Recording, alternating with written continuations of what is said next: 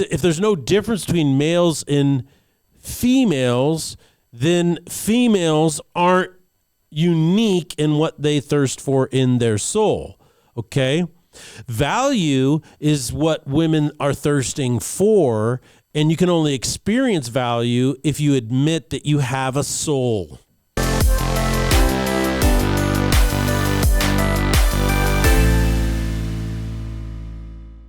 Ladies and gentlemen, welcome to the Salty Pastor Podcast, a podcast dedicated to helping you learn and grow in your faith.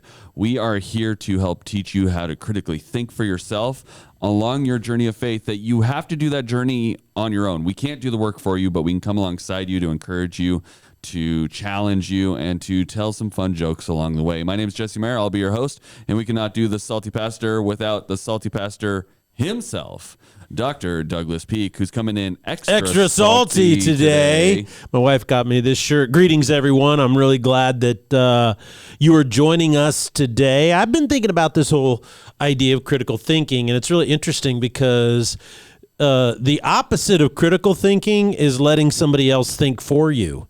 And that's really the whole reason we do the Salty Pastor, is to help you think for yourself. And I think that's really critically important. Pun intended. Critically important because it's critical thinking skills. So it's a really big deal, and I hope that it's helping you. I hope that when you listen, whether you listen through maybe just the podcast, audio only, while you're doing chores or you're working out or traveling or commuting, which is awesome, maybe you watch on our YouTube channel. So however you do it, I just hope that it's something that helps you really develop your own critical thinking skills. So welcome to the Salty Pastor. I'm glad you're a part of our listening audience.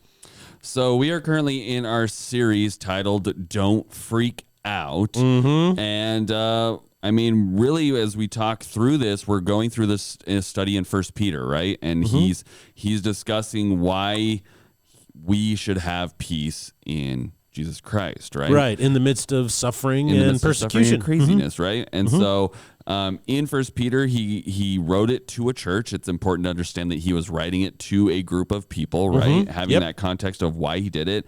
And then we're taking those principles that he's speaking to that church about and bringing them into the modern day and saying this is still applicable to us now, right? Yeah, and our world is becoming more unhealthy just across the board. I think that we've taken kind of for granted a little bit our society, and what has happened is now the society is bifurcating. It's really going in two opposite directions, and the difficulty, and this is why critical thinking skills are so important, is that the proposition that, well, these two polarized worldviews can live alongside each other and at peace.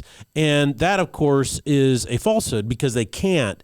Because one of the worldviews has as its expressed purpose to eliminate the other worldview. So by its very claim, it won't allow the other one to exist. And so I think it's really important to realize, oh, wow, we're starting to see the ramifications of these ideologies that were seeded into American society back in the 70s. And then they started to really take root in our university system in the 90s. So I want to talk about kind of that context that we were talking about in 1 Peter of why he wrote it to that church, right? Okay, Having that understanding is important. And this book was him basically telling the people of that church not to freak out over the persecution of the Roman Emperor Nero, right? We've talked about Nero multiple times since starting this on the podcast and during the sermons as well.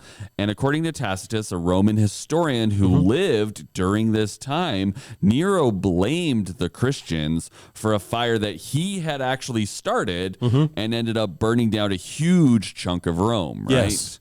Very bad. It's a massive, massive fire. And then he basically utilized that plant of a fire that he had done and the blame on the Christians to then further persecute them, right? Yes, and that's what yes. Peter's writing to this church about, of not being afraid of. Yes, don't freak out that this, he calls it later on, we'll say this, it goes, the fiery ordeal among you. In other words, it was pretty serious. And we look at James, and James wrote the half-brother of Jesus and the lead elder, lead pastor at the church in Jerusalem, he wrote in his letter, which they believe his letter in the New Testament was one of the very first ones written, is that he talks about persecution. And so these are separate persecutions, or different ones. And so it's really interesting how the church, especially the early church, was constantly persecuted in really severe ways. So in chapter 1, Peter focuses on the nature of our salvation. And so he's really establishing our new identity in Christ,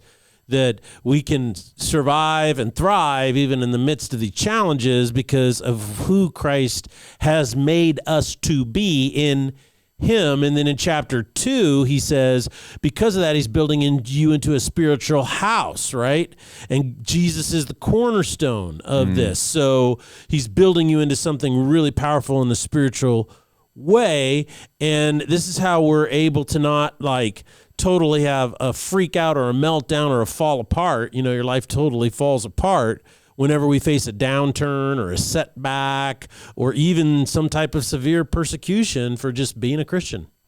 So we've talked about chapter 1, chapter 2. Obviously, it stands to reason we should probably talk about chapter 3. So chapter 3. What are we doing in chapter 3 today, Pastor? Well, if you remember at the end of chapter 2, he kind of basically was talking to slaves, and he's saying, look, this is how you need to navigate the unjust system in which you live. And then he picks right up, because you have to remember when the New Testament was written, these were letters, there wasn't chapters and verses, right? Right, they were full They were just letters. full, like a letter, like they're just reading a book, without any breaks. In modern day, if we took our emails and then started putting chapter 1, yeah, verse exactly. 1, yeah, hello, mister. Yeah, and they did that for a couple of reasons. I won't go into it another time just because of time. But basically what he does is he shifts from slaves. Now he talks to wives. And he gives them some specific instruction. And this is what he says. He goes, wives, verse 1 of chapter 3, in the same way. So notice he says, in the same way. So he's referencing back to what he just taught the slaves. Now, he's not trying to say that wives are slaves, but what he's saying is that the basic biblical principle that I just talked about there and the ones before are applicable to you.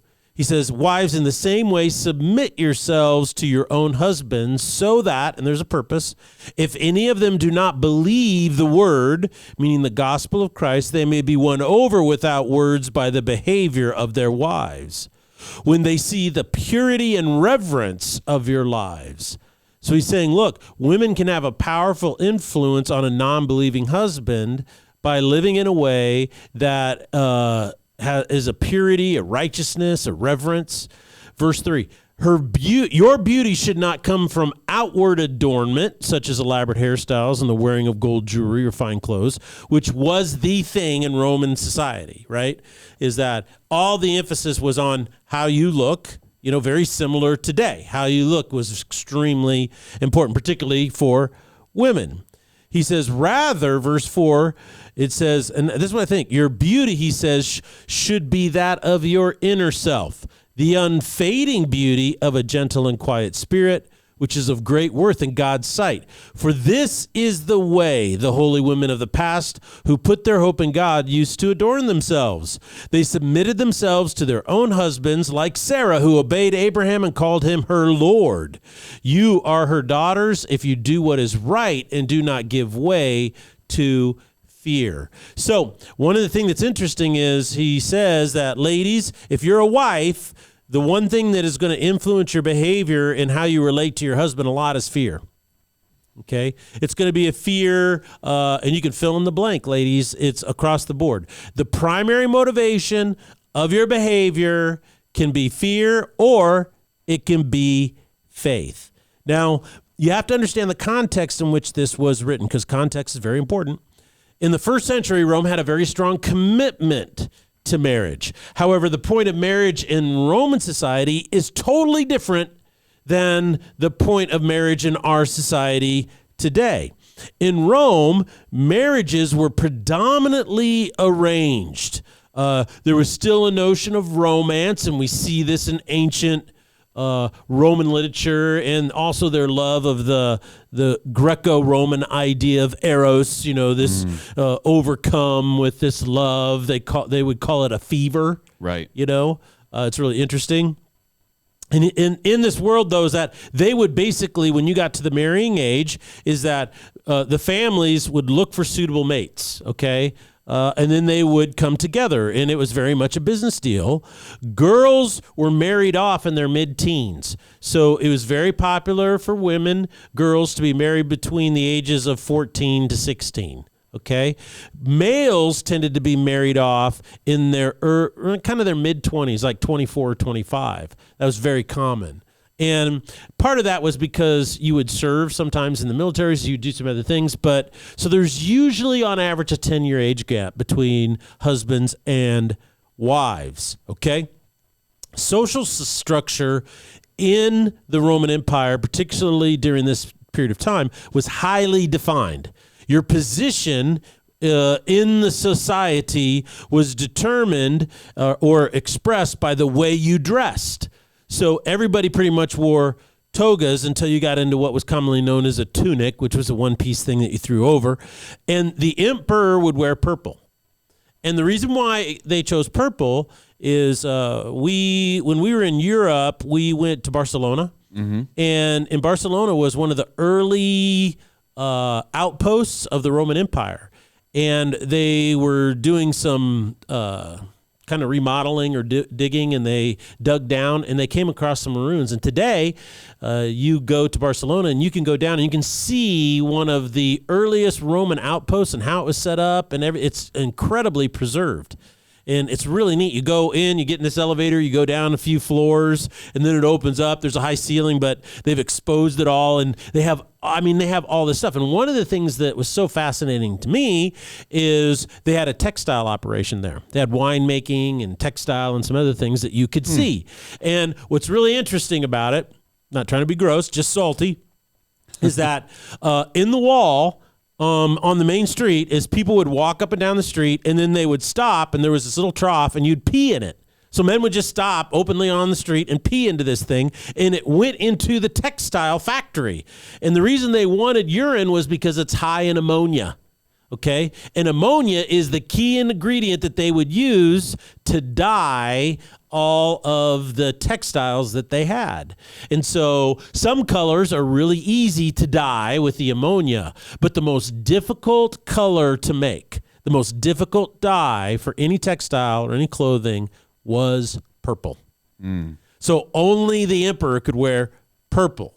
And then if you were a senator, one of the original families, and you were at that high level, then you could wear a white toga with purple sash or purple lines on it around the hem. And then if you went down into the equestrians, they were allowed to wear togas with certain colors. And so basically it was social uniforms. Right.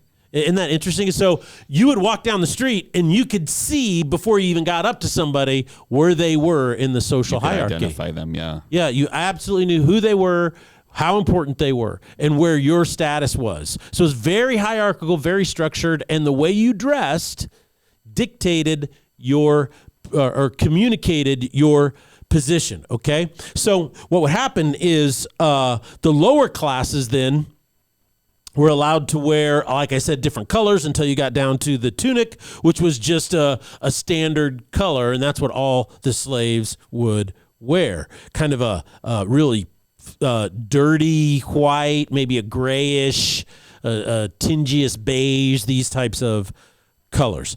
Females would never be married to a male in a lower class. Okay. And what's interesting is it wasn't until 18 BC, 18 years before Christ was born, that Augustus, the emperor, he then allowed free men to marry. And so if you were a servant or a slave, you could earn money and you could buy your freedom and you could earn it and you get out and you would become what is known as a freed man. And even though you weren't technically a citizen, right, you couldn't be re-enslaved, but then you were allowed to marry a citizen. And we wonder how this works out because Paul was a Roman citizen, right?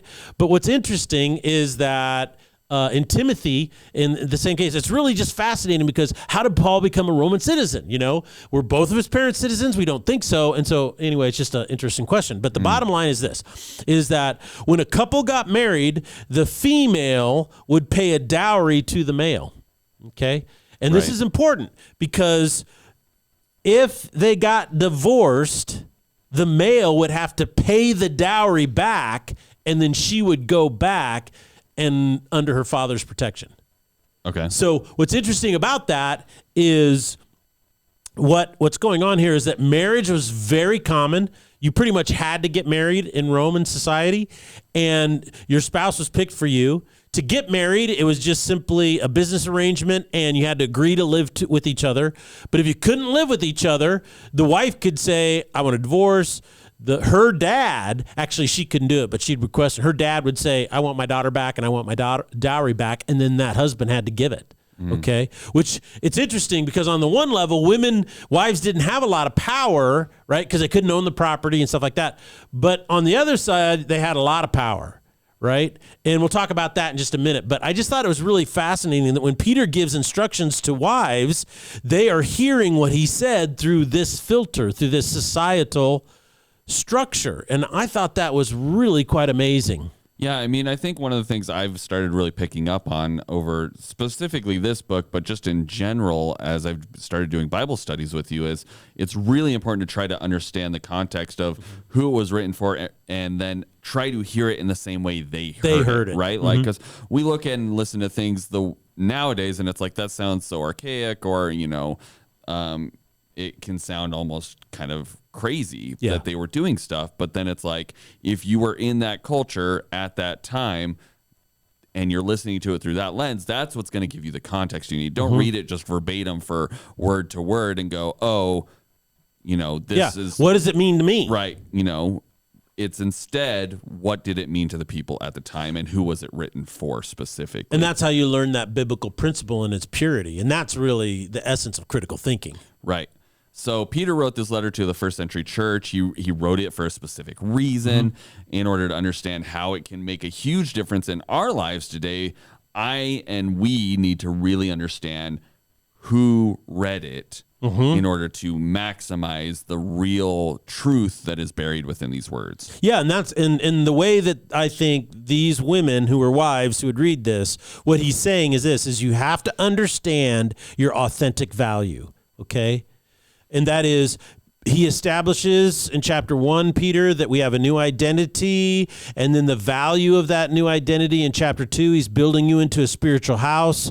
Therefore, if you become a rebel and a prideful person and I demand my rights and I demand this, I demand that, and he's saying, look, it doesn't matter if you're an employee, if you're a slave, if you're a servant, if you're a wife. He goes on to say everyone else, and we'll talk about that in a moment, husbands as well. He goes, the bottom line is that is not going to reflect God building you into a spiritual house, right? It's going to be the opposite. It's going to wage war with your soul. So ladies, you have to understand your authentic value. And so you need to ask yourself, as a woman, what is the real thirst of my soul? And when you ask that question, it's going to cut to the very core of your definition of what it means to be a human being. And this is why worldview is so important, is that it defines the reality in which you exist. Today, it's very common to go to university and the secularists, scientific materialists, humanists, atheists, which is the predominant belief system of professors in the soft sciences, social sciences, liberal arts sections of the university. And they all hold to the position is that you don't have a soul, right? You don't have anything about, human beings are malleable and they can be whatever we want them to be. And gender is a social construct and male and female is irrelevant. And so that's the predominant ideology. But the problem is if you can't answer that question for yourself and say, well, no, God made males and females. I have a soul. I'm a spiritual creature. And so in this reality, do I believe that men and women are unique and special creations of God? And if so, what does it mean for me to be a woman created by God? What unique and special thing has he designed within me at the very level of my soul? And so this is a critical question to think about and then answer if you are a woman and if you're a wife. Because what makes you unique as a female is what makes you different as a female. And it is the soul context and understanding the thirst of your soul. So, in other words, it's like this. What am I as a female and a wife driven to do, whether I know it or not? What is those core things, if I recognize them or not, or I'm conscious of them or not, that actually are driving me? Because sometimes I'll say to myself, this is what I want, and it's going to make me happy, and you get it, and you're not happy at all. You're miserable, right? You go, wow, that was a mistake. I didn't actually meet the thirst of my soul. And so that's what we're trying to get at here is I'll understand your authentic value, and by understanding how you're created and wired, and then that reveals the thirst of your soul, and then that ultimately drives you towards what ultimately will bring depth, meaning, and fulfillment in my life. And this is why I am such in opposition to feminism. Because feminism teaches a certain ideology that I think steals from women the capacity to feel or experience the quenching of that thirst in their soul. They pursue the things that feminists say you should pursue, and they find out they're tremendously unhappy, they are miserable, they're alone, and they don't understand why. So if you look at the unspoken premise of feminism, the unspoken premise of atheism and scientific materialism and everything else, they actually end up betraying their own positions. In other words, they all assume that women need to experience a sense of value. And then they try to say, this is the way you give value to your life. For instance, an atheist would say to a woman, you need to experience value, so you need to think this way, believe these things, and pursue these things, and you'll be happy. Get rid of religion, pursue your own thing, make yourself your own God, blah, blah, blah. And women do that, and guess what? They're unhappy. In feminism, they say, look, you have to be equal to men. You have to assert your rights, and you have to make sure that you've tear down the patriarchy, and you have to make sure that you're in a relationship with a man who treats you as an equal all the time.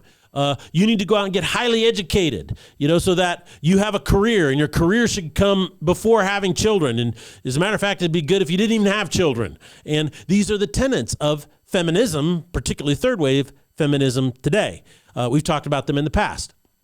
And so what's interesting about this is that they betray, though, their position they assume, without saying it, that women are thirsty for value. And then they try to give the answer of how to pursue it, a worldly answer. But in reality, you have to go even deeper, more upstream than you ever imagined, and ask yourself, if I am a woman and feminists are right, then why do I need to feel value? If I'm a woman and atheists are right, why do I thirst for value in my life? Why am I unsatisfied? Because their position should say that you aren't. You shouldn't even experience that drive. So they end up proposing a structure of values that, if adopted, will hopefully get you as a female to experience value, to experience meaning. But guess what? It never works. So if there's no difference between males and females, then females aren't unique in what they thirst for in their soul. Okay? Value is what women are thirsting for, and you can only experience value if you admit that you have a soul. Okay, so let's take these basic principles of value and apply it to husbands, because that's who they dive into next, right? Yes. Or who Peter talks about next as husbands. He addresses them. Well, he says, to husbands, it's really interesting because in the same way, so notice how he uses it to start. It goes, slaves, do this. Wives, in the same way. Husbands, in the same way. So what he's doing is he's giving us instruction based on a previous, right, principle. And we can't forget that principle. And that principle is that in the face of injustice, Jesus did what? He didn't fight back, call down fire from heaven, but he suffered, right? And he didn't retaliate. And then, so he's talking about this to husbands. He says, in the same way, you must be considerate as you live with your wives. So I think it's very important to understand is that husbands, if you're married to a woman, there's going to be there's a lot of times when she is not going to treat you like you feel you should be treated. And she is going to aggravate you and frustrate you, and she could drive you crazy, and you might get angry and mad and say, look, I'm sick and tired of this. She never respects me, and so forth. And what he's saying is, look, in the same way, you must be considerate as you live with your wives. Treat them with respect as the weaker partner and as heirs with you of the gracious gift of life, so that nothing will hinder your prayers. Now, in this one verse, there is a lot. Remember, in Rome, the structure of marriage dictated how husbands and wives treated each other. And according to Peter, societal standards did not reflect God's purpose for human beings, and therefore they would not bring joy or fulfillment in your marriage relationship. Peter says females are the weaker partner. Now, when I was younger, I used to go around, I'd try to say, well, we need to redefine what this means or try to make it not sound so bad. And I think that's a disservice to what Peter is saying because you don't understand the context. Because in Roman society, the female was what? The weaker partner in the agreement of marriage. Right. She had less power than him. Okay. And so he's saying you should be considerate as you live with your wife. Okay. So Peter is saying the manner in which Roman society is structured in the wife and the marriage is at a disadvantage because Roman law put most of the power in what is known as the pater familias, the head of the family, which was the male. Therefore, he's saying she's not just physically weaker, but she was also weaker in the societal structure. But that doesn't mean she had no power at all. And we talked about that earlier. And that is, if your father was alive or you had a brother and they had means, you could remove your consent to be married to the guy. And if you did that, guess what? He had to pay the entire cost of your dowry back to your older brother or your father, the pater familias. So this is the importance, and you have to understand this, of the census. Now, in America,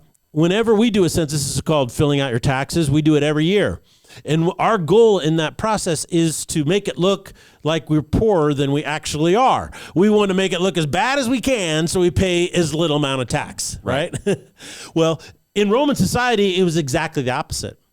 During the census every 5 years, some Roman families would actually hire a person to represent them in the census, because in the census is when you declared your wealth, the size of your household, how much better that you're doing. And if you are doing better, guess what you would do? Your family would move up in the structure. Right. The dress that you wore, right, would change. You could go into a higher class. Your standing in society changes based on your wealth. And of course, once you get into that standing, it's like, oh, I want to get up into the equestrians because this is where all the business deals are made. No contracts are made down there amongst the peasants. It's all made with the equestrians, and that's where I want to be. You see, so it's very, very big deal. And the point is that the census was so significant. So a woman could, right before the census, say, I don't want to be married to you, and go back to her family. So even though she was in a weaker position, she wasn't without power. And what's really fascinating in this is Peter tells husbands that they should relate to their wives in a specific way, even though this is a very complicated relationship.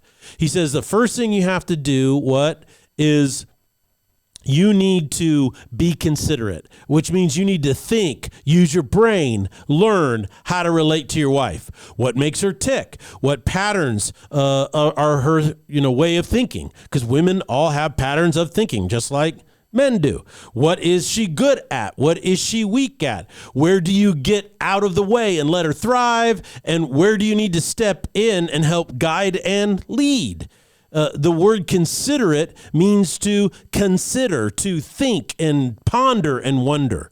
He goes on to say, if you have, he says you should be considerate and as you live with her, okay? If your go-to attitude in any situation is, well, she won't do what I say and she doesn't respect me, and so you get angry and mad at her, guess what? You are not practicing consideration, all right? So we are to respect them as the weaker vessel. It's interesting that Paul instructs them to love, right? Paul in his letter to the Ephesians says, men, love your wives.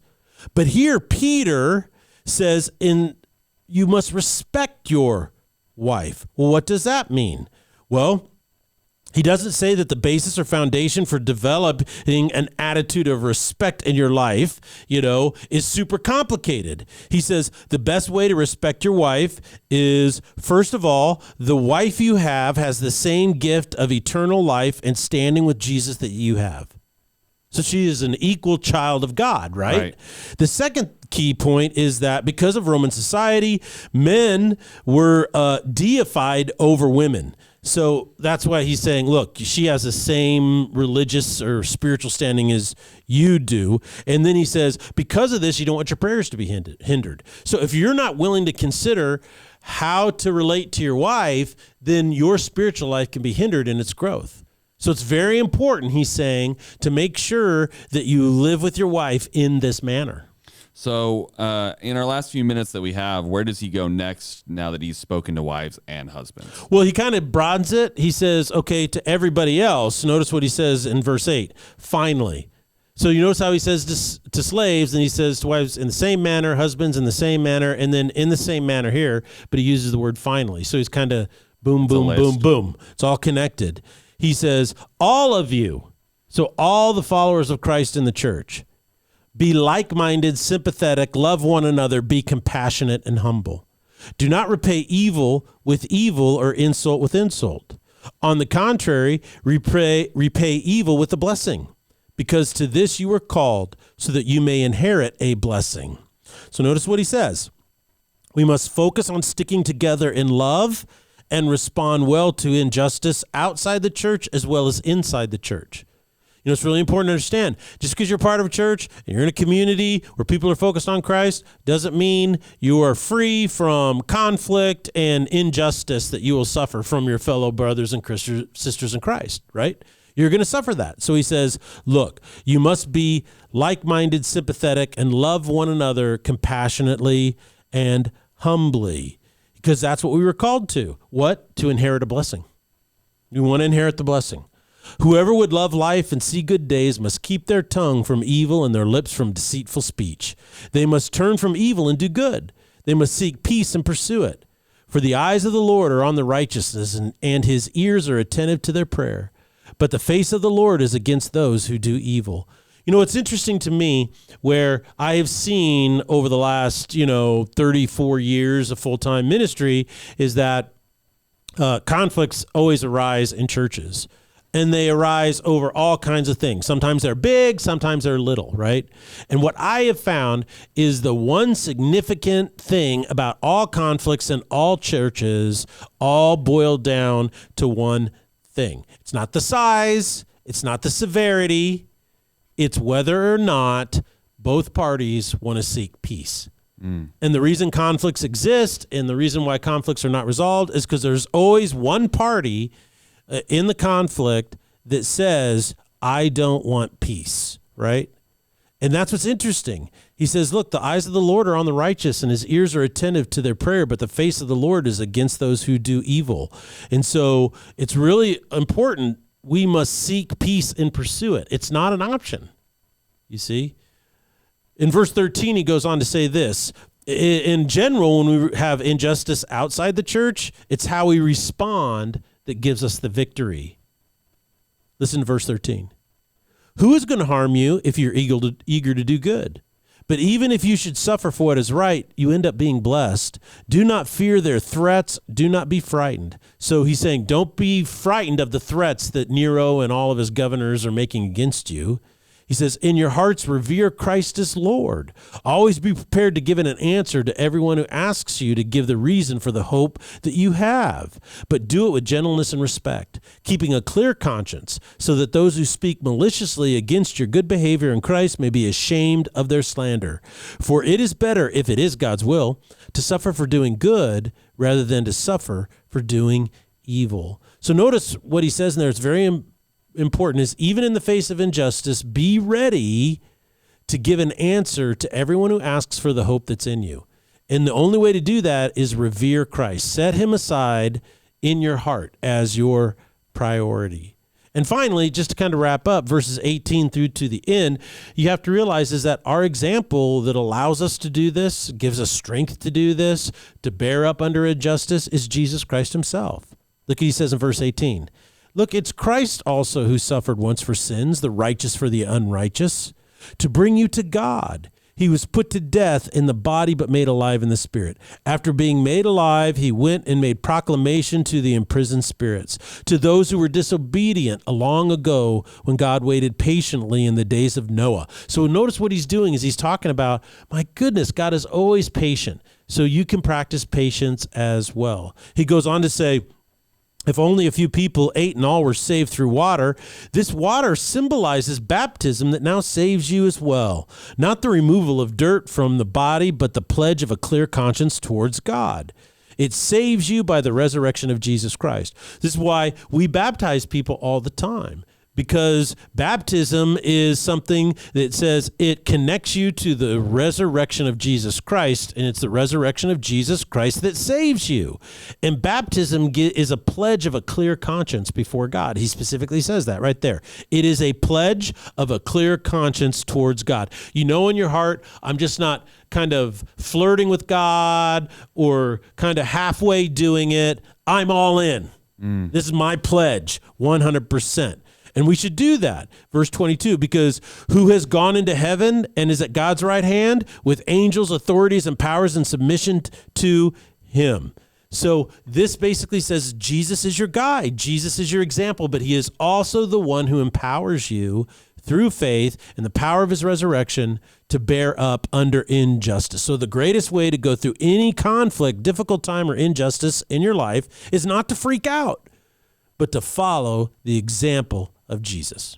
Well, thank you, Pastor Doug, for sharing so much with us today about chapter 3. I think that gives us context. We've heard a lot of these verses before, yes, in out of context or in very specific context, but reading this whole chapter together gives you a very different view of what it was written about and who it was for and how we should be interpreting it today. So thank you so much for that. I'm excited to see more about what you have to talk about these verses on Thursday, because I know we do a deeper dive on Thursdays. Yes, it'll be fun. And give some more context to it. So thank you guys so much for listening, and we'll see you on Thursday here on the Salty Pastor Podcast. Blessings.